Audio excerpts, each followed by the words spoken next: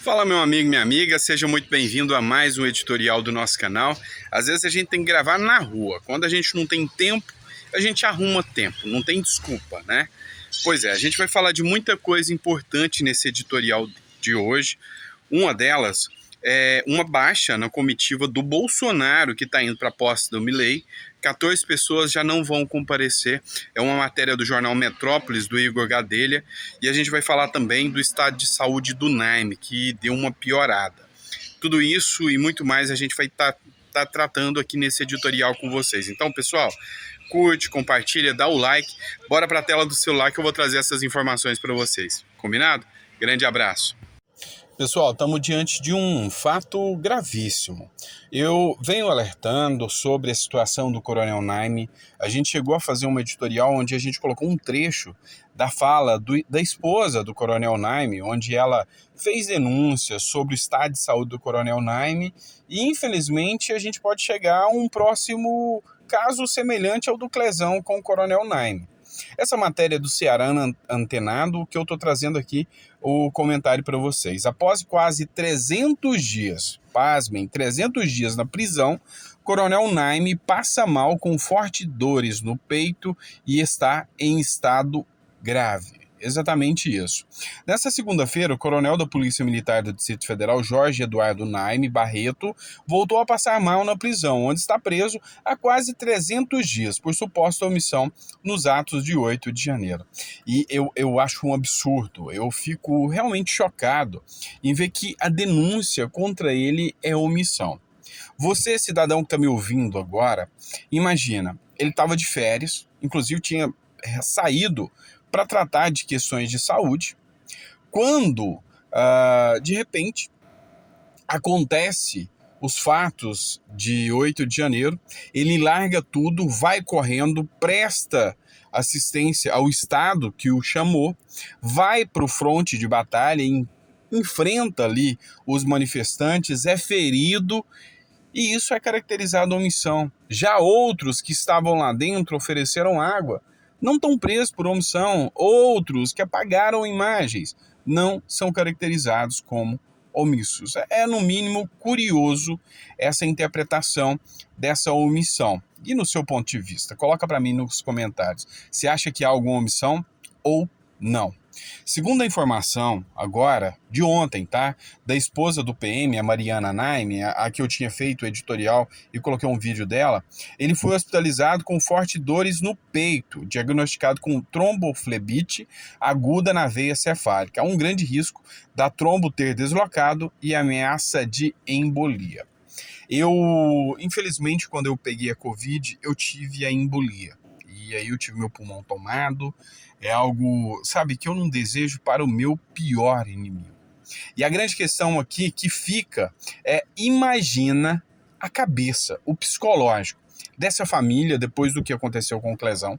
Imagina o psicológico do próprio Naime, que já perdeu muito peso, que está tendo uma depressão aguda dentro da cadeia, pensando que não pode não sair dali há 300 dias sem ver a família, há 300 dias sem ver a liberdade e, na minha visão, como jurista, preso injustamente. Imagina essa situação. Então nós vivemos tempos efetivamente difíceis no nosso Brasil de hoje, mas temos que ter esperança e espero que o Naime saia dessa e saia bem. Vamos lá, outra matéria que eu quero tratar com vocês é do jornal Metrópolis. Essa matéria é do Igor Gadelha. Ao menos 14 bolsonaristas decidem de ir à posse a Javier Milei. Vocês sabem que o presidente eleito da Argentina ligou para o Bolsonaro, convidou o Bolsonaro para que o Bolsonaro comparecesse à sua posse. E aí o Bolsonaro confirmou, e não sozinho. 44 pessoas, 44 parlamentares estarão com o Bolsonaro. Parlamentares, governadores, dentre outros. Acontece que 14 desses desistiram de ir. Vocês já vão saber o motivo agora.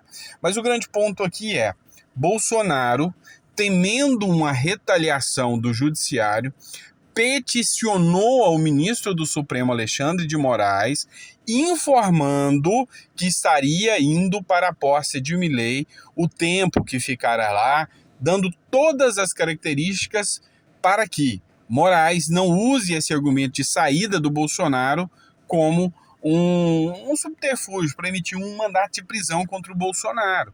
E eu venho alertando isso já alguns editoriais, que o próprio Alexandre de Moraes poderia utilizar esse argumento. E agora, confirmada essa situação aí, o Bolsonaro fez a petição, teve que pedir bênção, né? Teve que pedir autorização do Alexandre de Moraes para poder ir na posse do Milei. O que, caso o Alexandre de Moraes negue, vai causar aí um certo conflito até diplomático com a Argentina, uma vez que foi o próprio presidente eleito que ligou para o Bolsonaro fazendo esse convite, né? Eu acredito que o Alexandre de Moraes não vai negar em função disso, né?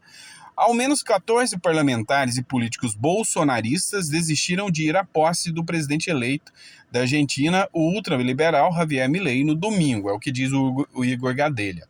A informação é do deputado federal Gustavo Gaia, que está à frente da organização da comitiva que acompanhará o ex-presidente Jair Bolsonaro na viagem. Segundo Gaia, até então, 44 pessoas tinham confirmado presença, entre senadores, deputados federais, deputados estaduais, vereadores e ex-ministros do Bolsonaro. Mas 14 desistiram. Tínhamos 44 confirmados, mas 14 desistiram para participar das manifestações do dia 10/12. Até agora são 30 parlamentares, mas devido às manifestações do dia 10/12, pode haver mais algumas baixas, afirmou Gustavo Gaia, a coluna do Igor Gadelha. As manifestações a quais o deputado se refere terão como foco principal a indicação do ministro da Justiça Flávio Dino por Lula. Os atos serão concentrados em Brasília, São Paulo e Porto Alegre.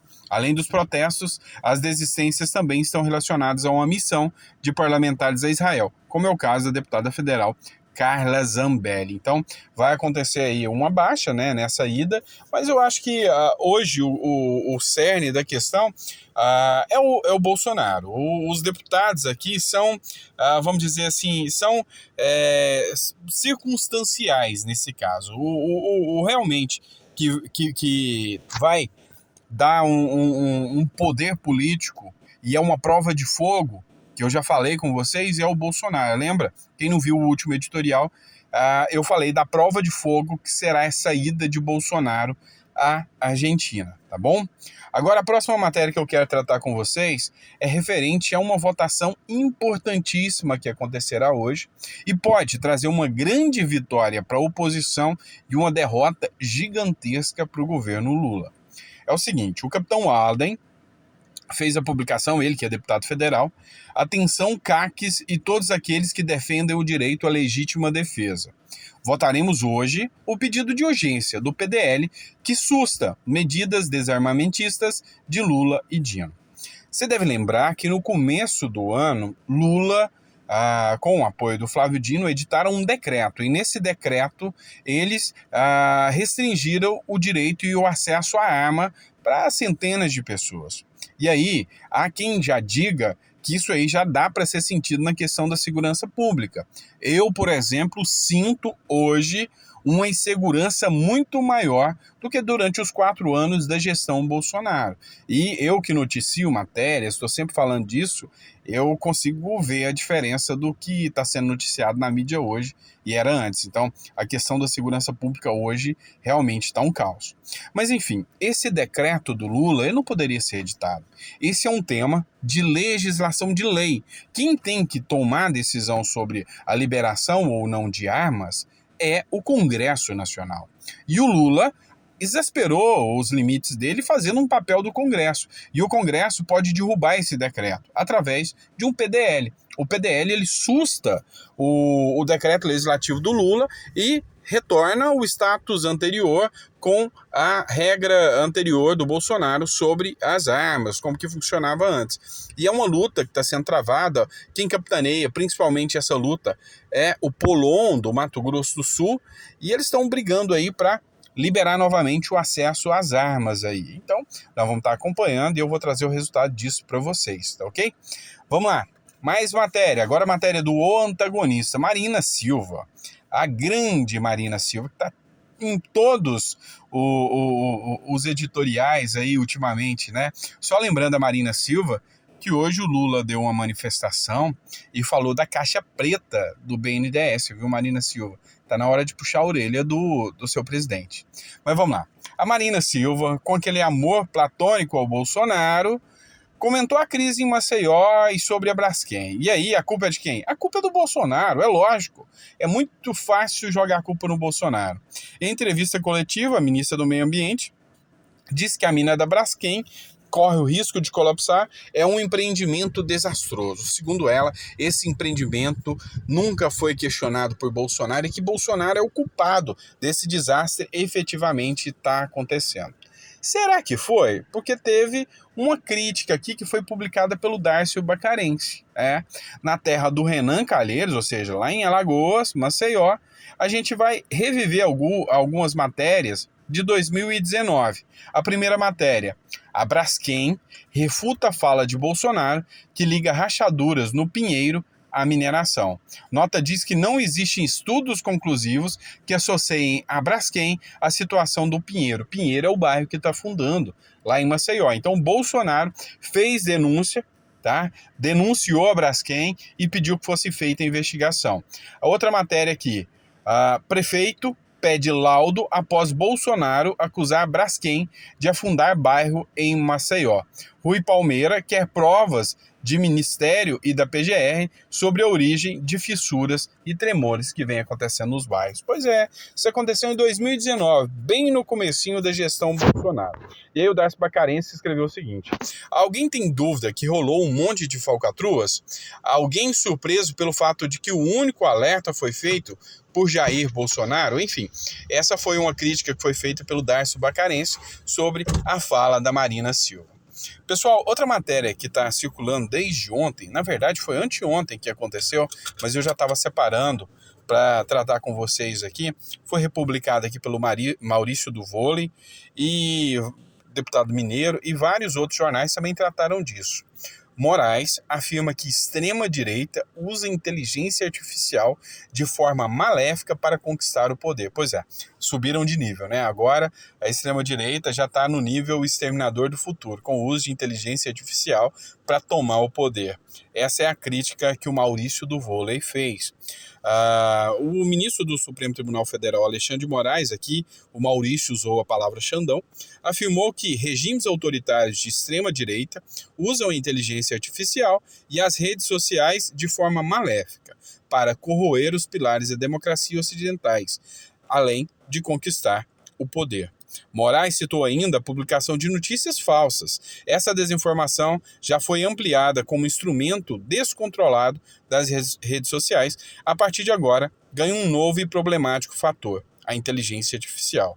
E aí, o Maurício faz sua crítica aqui: meu Deus, a que ponto chegamos? Antes éramos robôs, agora fazemos o uso da inteligência para o mal. Pois é, essa fala do Alexandre de Moraes, ela foi muito criticada por ter um contexto não jurídico, mas um contexto extremamente político nesse caso. Então, foram feitas várias críticas ao ministro do Supremo, Alexandre de Moraes, por causa dessa fala. Então, deputados de oposição, a própria mídia fez críticas também, falando que foi um comentário político e não um comentário jurídico feito por parte do ministro do Supremo, Alexandre de Moraes. Mais uma matéria para vocês, agora para encerrar, pessoal. Matéria do jornal Metrópolis, também do Guilherme Amado. Criador do Dilma Bolada foi nomeado na Prefeitura do Rio de Janeiro. Então, o que é o Dilma Bolada? É um perfil do Twitter que trazia publicações, críticas à direita, trazia aí, vamos dizer também, muitas informações duvidosas, né, para não falar em outra coisa. E aí, logo que passou as eleições, depois dos ataques maciços que foram feitos por esse perfil, depois de uma conversinha, aquele jeitinho brasileiro que a Dilma sabe dar, né? Ela conversou e conseguiu um cargo na Empresa Brasileira de Comunicação, na EBC, para ele. E aí, ele, ou seja, tutelado pela Dilma, protegido pela Dilma, ele resolveu viajar. Esqueceu que não estava de férias, esqueceu que recebia dinheiro público e foi tirar uma semana de férias fora do Brasil. Acontece que foi feita a denúncia e descobriram que ele estava passeando enquanto recebia dinheiro público, foi mandado embora, foi exonerado, só que agora recebeu mais um carguinho e outra, com o dobro do salário. Após ser exonerado da empresa Brasil de Comunicações, a EBC, em agosto desse ano, o publicitário Jefferson de Oliveira Monteiro, criador do perfil Dilma Bolada, foi nomeado na Prefeitura do Rio de Janeiro. Passou a ganhar quase o dobro do que ganhava na EBC. O publicitário foi exonerado da estatal por ter feito uma viagem particular à Europa, sem direito às férias e afastamento do país. Na Prefeitura do Rio, Monteiro foi nomeado para trabalhar no núcleo duro da comunicação da Prefeitura. A nomeação aconteceu ainda em agosto, uma semana após a exoneração da EBC. A exoneração foi positiva para o publicitário, que quase duplicou seus ganhos. Monteiro, agora, depois da exoneração, está recebendo um saláriozinho pequeno, R$ 32,8 mil na Prefeitura do Rio de Janeiro. Lá na EBC, coitado, passava fome, era só R$ 18 mil. Agora, R$ 32 mil vai dar para publicar muita coisa sobre a Dilma Bolada e usar o nosso dinheiro público para ficar fazendo aí postagens da esquerda, né, pessoal? Aí a gente já sabe muito bem como que funciona o sistema, tá certo? Obrigado, pessoal. Vejo vocês no próximo editorial. Grande abraço e até lá.